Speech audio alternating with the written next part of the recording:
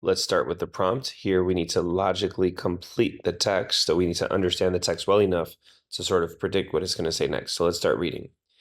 These microbes in shallow lakes and ponds produce methane, a harmful gas. This ecologist wanted to see how different types of plants might affect the amount of methane that escapes. They set up some tanks. Some tanks had an underwater plant that grows in the soil. Other tanks had duckweed, a type of plant that floats on the water's surface. They found that tanks with one type of thing release higher levels of methane than tanks with the first one. This suggests. So let's get a little deeper into this before we start picking an answer.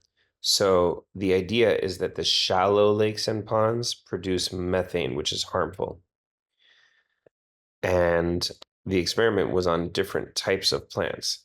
Now, the first one was an underwater plant that grows in the soil called the water milfoil. And the other one had duckweed or algae, which floats on the surface. So you have the water milfoil, which is deep in the soil, and you have the duckweed and the algae, which are on the surface.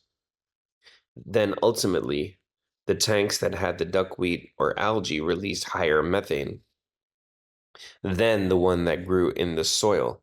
So this suggests that A, the presence of underwater plants like water milfoil helps prevent methane from escaping, because the tanks that had that in it had lower levels of methane, and the tanks that had the duckweed and algae had the higher levels of methane.